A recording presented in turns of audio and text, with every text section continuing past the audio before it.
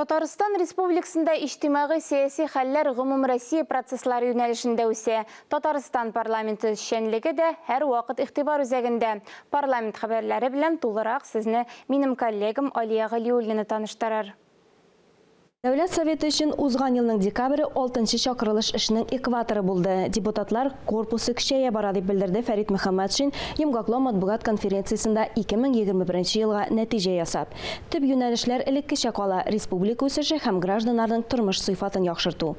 2021 елда 10 утырыш узган. Президент 94 республика законын имзалаган. Аларның төп өлеше сәнәгать мәйданнары территорияларында кече һәм урта бизнеска ярдәм итүгә, гараж амнистиясына һәм әлбәттә инде 3 еллык бюджет турында документка кагыла.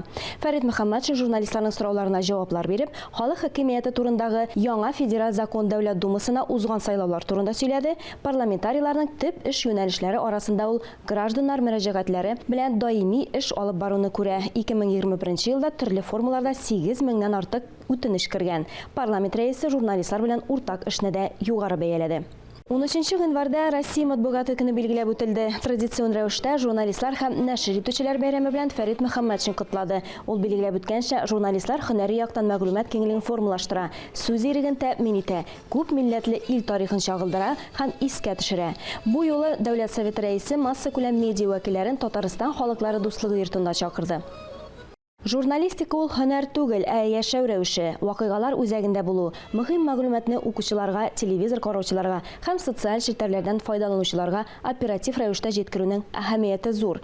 Россия матбугаты көненә Татмедиа акционерлык җәмгыяте махсус экспозиция әзерләде. Фотосурәтләрдә журналистлар династиялары. Холдингта алар барлыгы 40-тан артык. Очень увлеченные своей работой, действительно преданные нашей профессии люди. И среди них немало тех, кто работает здесь с семьями. Это и мужья с женами, это и братья с сестрами.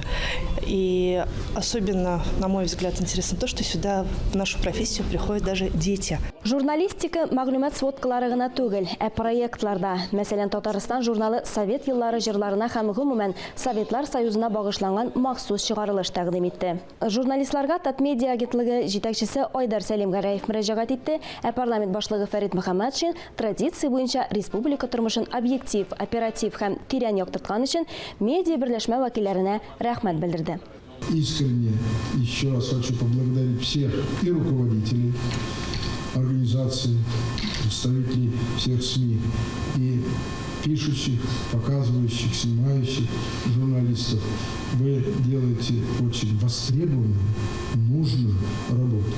Россия матбугаты көнендә очрашу халыклар дуслыгы йортында очраклыгына узмады. Татарстанда туган телләр һәм халыклар бердәмлеге елы быел Россия халыкларының мәдәни мирасы буларак дәвам итә.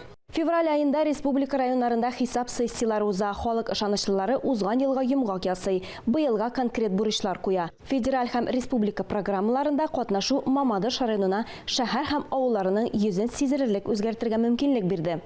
Бу Мамадыш яңа ел бәйрәмнәре вакытында төзекләндерелгән урамнар һәм ишегалды территориялары, спорт һәм иҗат белән шөгыльләнү өчен мөмкинлекләр, җирле халык өчен уңай яшәү шартлары муниципаль хакимият эшенең нәтиҗәлелеген нәкъ менә шундый критерийлар буенча бәялиләр. Мамадыш халык ышанычлылары әле берничә ел элек үк үз алларына шәһәр районны республикада иң яхшы заманча итү бурычын куйган иде. Күп нәрсәгә ирешкәннәр. Яңа юбилейный спорт комплексы төзелде, заманча чаңгы базасы эшли. Мамадыш Татарстанның кече торак пунктлары арасында үз яр буе булган бердән-бер шәһәр. Аның ике өлеше шул исәптән пляж, мунча комплексы, парклар эшли инде. Өченчесендә территорияны төзекләндерәләр, спорт мәйданчыкларын эшләтеп җибәрделәр. Кышкы чорда күлдә шорт-трек буенча күнегүләр уза. В дальнейшем, в этом году, в 22-м, доделать эту территорию.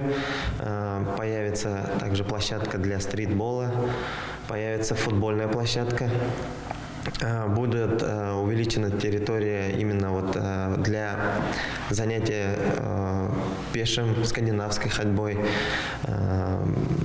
Полностью дамба была благоустроена, проведена бетонные дорожки. Экология илкүләм проекты буенча быел биредә суда йөрү һәм балык тоту өчен тагын бер күл булдырыла. Мамадышлылар республика һәм федераль ярдәм проектыннан тулысынча файдаланырга өйрәнде. Авыл территорияларын комплекслы үстерү программасы буенча биредә мәктәп, балалар бакчасы төзелә башлый. Ул 240 балага исәпләнгән. Халык ышанычлылары район сессияларында җирле әһәмияттәге стратегик һәм агымдагы мәсьәләләрне карый. Агросәнәгать һәм коммуналь хуҗалыктагы эшләрнең торышы, салымнар җыю, муниципалитетның активлыгы республика дәрәҗәсендә. На сегодняшний день также сохранены все республиканские программы и в области строительства, образования, здравоохранения. Во всех данных программах мы активно участвуем, планируем дальше развивать.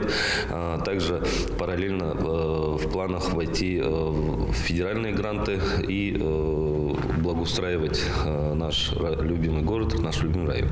Бу көннәрдә район җирлекләрендә гражданнар җыеннары башлана. Җитәкчеләр һәркемне тыңларга, якындагы айларга перспективалар турында сөйләргә әзер. Ә депутатлар узган елның соңгы нәтиҗәләрен февраль аенда сессиядә чыгарырга дип исәп тота. Парламент хәбәрләре турында кыскача шулар иде.